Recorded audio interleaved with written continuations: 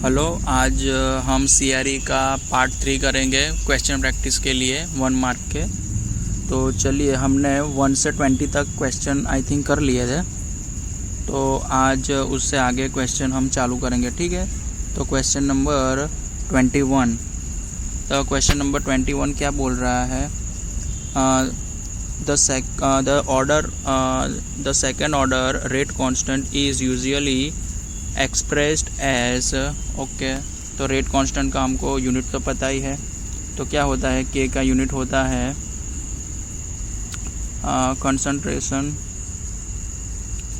Concentration की power 1 minus n into time inverse.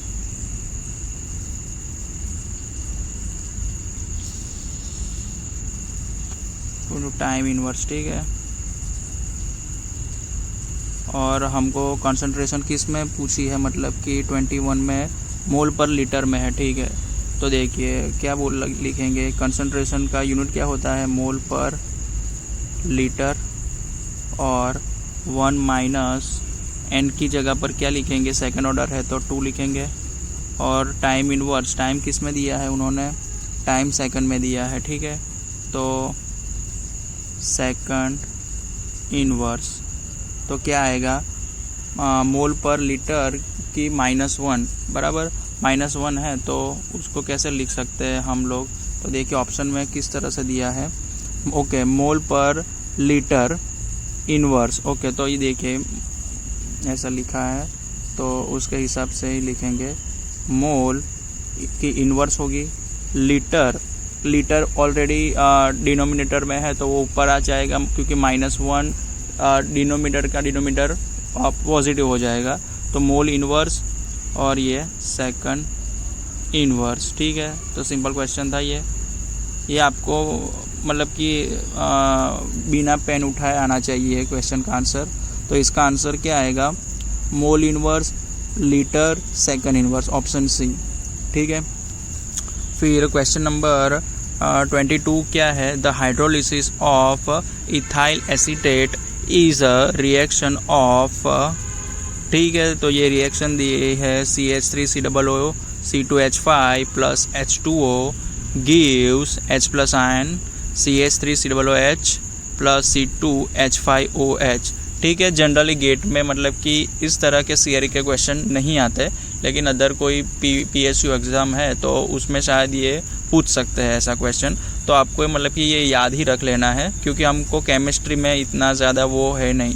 तो ये इसका answer option B first order आएगा, ठीक है।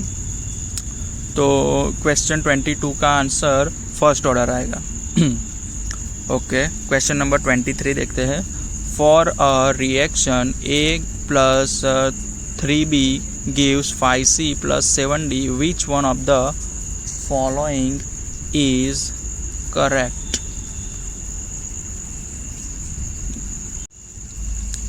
ठीक है, क्या क्वेश्चन था, for a reaction A plus 3B gives 5C plus 7D, which one of the following is correct, ठीक है। तो हमको एक बात पता है किसके बारे में, तो क्या देखिए,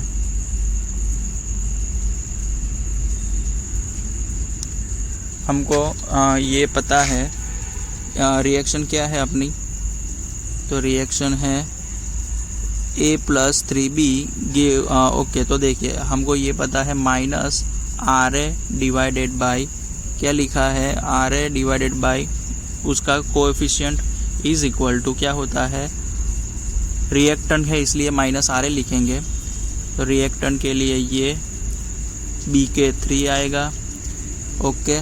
फिर C और D के क्या है, तो क्या 5C प्लस 7D है, ठीक है।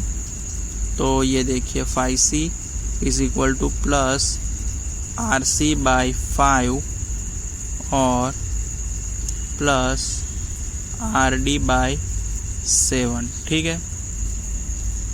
ऐसा क्वेश्चन मतलब कि एक बार गेट में आया हुआ है, तो मतलब कि ये रिलेशन होता है अपना। तो मतलब कि ये रिलेशन अब ऑप्शन किस में है वही हमको फाइंड करना है। तो ऑप्शन देखिए, -RA is equal to -1/3 RB is equal to 1/5 RC equal to 1/7 RD। तो ये देखिए ऐसा ही रिलेशन है अपना, -RA by 1 is equal to minus RB by 3 is equal to plus RC by 5 equal to, मैंने यहाँ लिखना, ये इक्वल टू आएगा, ठीक है, इक्वल टू क्या आएगा, प्लस RD बाई 7। तो इसका करेक्ट ऑप्शन क्या होगा, ऑप्शन नंबर ए, ठीक है। तो इसका करेक्ट ऑप्शन आ जाएगा ऑप्शन नंबर ए। मैं आंसर टिक करता जाऊँ, नहीं यार अब मज़ा नहीं आएगा, ये बिगड़ जाएगा, ठीक है, ओके। तो अभी क्वेश्चन नंबर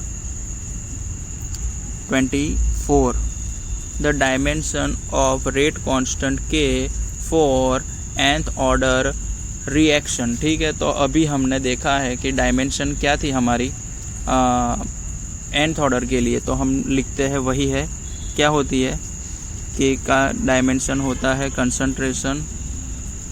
कंसंट्रेशन की पावर 1 माइनस n और टाइम इनवर्स, ओके। तो यहाँ पर ऐसा ऑप्शन किस में है, टाइम इनवर्स, ओके, फर्स्ट में है। बी में, बी तो नहीं हो सकता, सी हो सकता है और डी। और कॉन्सेंट्रेशन की -1 बिल्कुल गलत, कॉन्सेंट्रेशन की -1 नहीं, ये नहीं आ सकता। सी में देखिए कॉन्सेंट्रेशन की -1 माइनस n और ऑप्शन डी कॉन्सेंट्रेशन की -n। तो यहाँ पर हो ना, चारों के चारों ऑप्शन मतलब कि गलत दिए हैं उन्होंने। तो सही क्या आएगा, ये ऑप्शन सी में है ना, -1 नहीं होगा, उनसे लगता है थोड़ी टाइपिंग मिस्टेक हो गई होगी, ये 1 माइनस n होगा। तो हमारा करेक्ट आंसर होगा k is equal to concentration की power 1 minus n into time inverse, ठीक है। तो ये अपना आंसर आएगा। फिर ये मैं अब मिटा देता हूँ।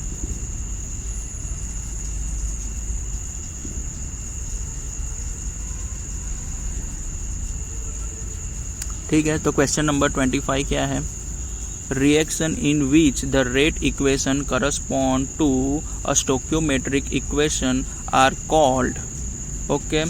तो क्या बोला है, reaction in which rate equation, तो रेट इक्वेशन उसकी स्टोक्योमेट्रिक के करस्पॉन्ड होता है, तो उसको हम क्या बोलेंगे। तो सिंपल क्वेश्चन है ये, एलिमेंट्री रिएक्शन, ठीक है। एलिमेंट्री रिएक्शन अगर होगी तो उसके मतलब कि रेट एक्सप्रेशन या उसकी रिएक्शन के मतलब कि रिएक्शन से हम उसका रेट एक्सप्रेशन लिख सकते हैं। तो यही पूछा है, reaction in which the rate equation correspond to a stoichiometric equation, stoichiometric equation के करस्पॉन्ड होता है, तो वो एलिमेंट्री रिएक्शन का ही मतलब कि हम लिख सकते हैं। नॉन एलिमेंट्री नहीं आएगा, हिट्रोजीनियस का नहीं आएगा, नन ऑफ द अबव भी नहीं आएगा। तो ऑप्शन ए हमारा करेक्ट आंसर होगा। Rate of reaction depends on, okay. तो ये क्वेश्चन है, देखिए, रेट ऑफ रिएक्शन किस पे डिपेंड करेगा, temperature only, pressure only, composition only या टेम्परेचर एंड कंपोजिशन, ठीक है। तो ये भी एकदम इजी क्वेश्चन है। तो रेट एक्सप्रेशन, रेट मतलब कि ये लिख सकते हैं -RA is equal to KCA raise to n, ठीक है। ये अगर कोई nth ऑर्डर के लिए हम लिखना चाहे तो ऐसे लिख सकते हैं, तो कि बिल्कुल लिख सकते हैं।